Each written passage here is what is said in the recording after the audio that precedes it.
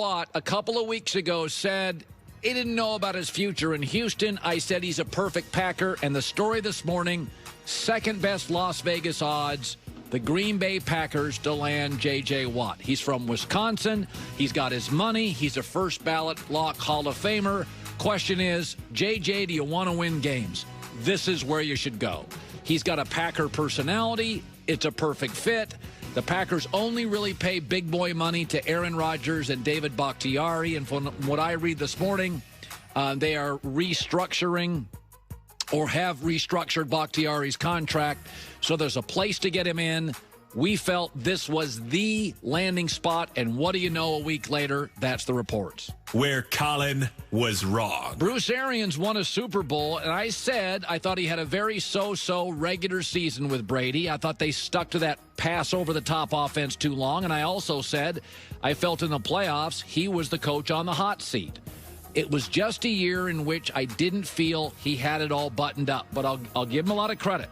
In 4 total playoff games, they averaged only 4 penalties a game.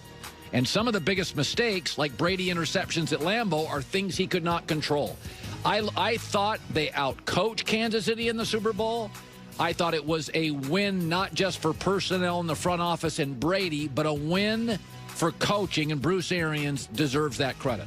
Where Colin was right. Josh Allen finished ahead of Patrick Mahomes a week ago in MVP votes. Now, he didn't win it, but I was on this all year. If you go to the last 5 games of the regular season, a third of the season, the last 5 weeks, Josh Allen wasn't just sort of better than Patrick Mahomes. It wasn't close. He had 15 TDs, 2 picks, 70% completion percentage, and 117.5 passer rating.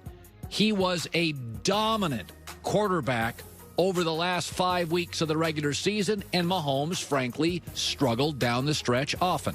Where Colin was wrong. I never thought Russell Wilson would be one of the most outspoken quarterbacks in the league, but last week when I was off, he did intimate to Dan Patrick he would like to have some personnel say. He was outspoken. It was not status quo. For the record, I was critical of Andrew Luck too often taking the company road. I do think it's important from time to time for the star quarterback to say, hey, let's go get this guy. And as Albert Breer just pointed out in the Super Bowl, it was all those Brady guys scoring the touchdown. So it surprised me. I'm glad to be wrong. I think Russell Wilson has earned the right to a strong voice. Where Colin was right. We're going to take one final credit for Tom Brady. There were a lot of people that thought he was a shot fighter. A lot of people thought he would struggle. We made 2 big predictions. We said New England is going to be a non-factor and irrelevant. They were sub 500. And we said Brady's going to get to the playoffs and win a playoff game 1 minimum, and he did. Now, I didn't think they'd win the Super Bowl, but there were a lot of critics on Brady, and I always went back to the same thing.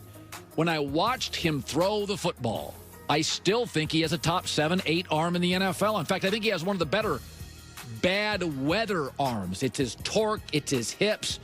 But, yeah, I listen, there are things with age. He clearly doesn't want to get hit as much. He throws more balls up for grabs. He needs to be on platform. He needs better protection now than he probably needed 7 or 8 years ago. But I never bought into a shot fighter. I still think he throws a beautiful, accurate football, sometimes, in fact, with too much zip. Where Colin was wrong. LaMelo Ball is not only surviving, he's the best rookie so far by a mile. Since Charlotte named him a starter, he's averaging 21 a game. And they're actually right now would be a playoff team. When I saw him, I thought his game was a lot of flash and not a ton of substance. But I will say this, of the Ball brothers, he can actually shoot. He brings much-needed energy and juice to the franchise. And listen, he's averaging over 20 a game as a starter. He plays with a ton of confidence. He's obviously great off the dribble. He's a great ball handler and passer. But I was wrong. Where Colin was right. Justin Herbert won Rookie of the Year. I didn't get all the critics. I understood people who thought, at Oregon, he can be a little mechanical, but after he won the Rose Bowl and was easily the best player on the field against an excellent Wisconsin defense, I said, folks, What are we doubting? He's big, strong, 4-point student, smart and mobile with a huge arm. I don't get all the critics. I don't get it. Plus, I had 2 people at the Senior Bowl tell me he was head and shoulders better than anybody else on the field. He set a rookie touchdown pass record, and he finished the season strongly. And this is one of the things I like about him. You know, one of the criticisms of Lamar Jackson is he's kind of fresh and new and you haven't defended him, but you can figure Lamar out. Fair or not, that's a criticism. You can kind of figure him out. Justin Herbert got better with a coach that got fired. He was 4-0 down the stretch, 8 touchdowns, 1 pick. Every week he got better, finished stronger than he started.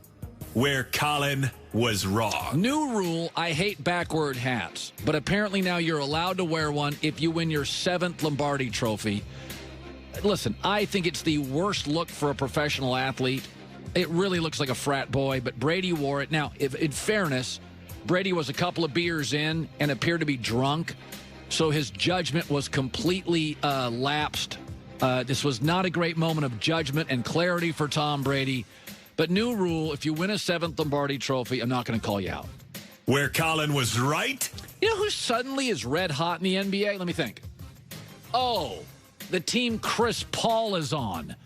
The Suns have won 6 straight, 9 of 10, and it's the same team as last year that was mostly lousy before the bubble. It's Chris Paul and a bunch of kids. He is the most underrated point guard ever. He's the most underrated NBA player in a decade. He's the anti-Westbrook. He wins everywhere. He's got no flash. There's no sizzle. His best friend isn't the basketball.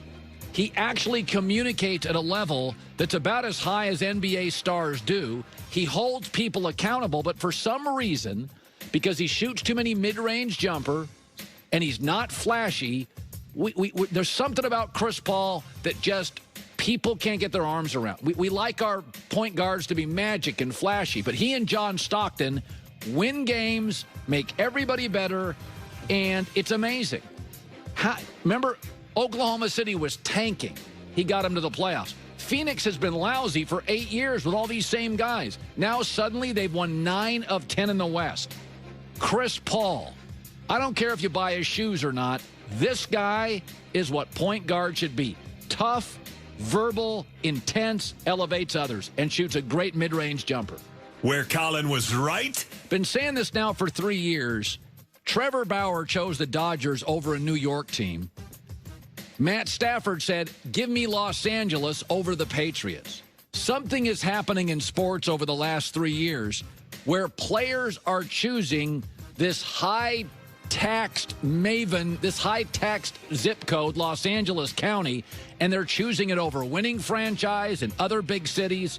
Trevor Bauer could have chosen a lot of teams, and he chose the Dodgers, a stacked pitching staff where he'll be good, but they've also got Walker Buehler, Rio, Clayton Kershaw, David Price. They've already got arms everywhere. They've got stars everywhere. Matt Stafford, I'll take the Rams. Multiple teams were offered. So there is a migration to Los Angeles right now. We know that sports and entertainment have converged. I think a lot of this goes back to people saw LeBron James move to Los Angeles and get movie deals and TV deals and production setups, and other athletes think, hey, I can pay more in taxes, but I'll make 4 times the money eventually because I can build things here post-retirement. I think there's a LeBron effect here. LeBron has set up so many ancillary businesses, it's highly attractive to high-profile star athletes. Trevor Bauer's a Dodger. That team, look, the Dodgers right now pitching staff is an all-star pitching staff. Forget their lineup. It has to have a chance to be the best baseball team in 10, 15 years. All right. Trent Dilfer's around the corner. Rick Bucher, some NBA stuff as well. Jordan Palmer last hour. It is good to be back. You've heard me talk for the last 2 to 3 weeks about Black Rifle Coffee Company.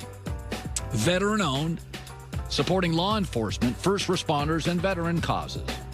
Good people, a reason alone to buy Black Rifle Coffee. Bigger reason. Not just good coffee, it's great. Have a glass this morning, driving to work. Didn't even have it with milk. Best way to enjoy Black Rifle Coffee is through their coffee club. It's a free subscription where your chosen coffee is roasted, packaged and shipped free to your door on schedule. Freshest coffee in America, don't leave your couch. Go to blackriflecoffee.com/herd. Please use the code HERD at checkout. That gets you 20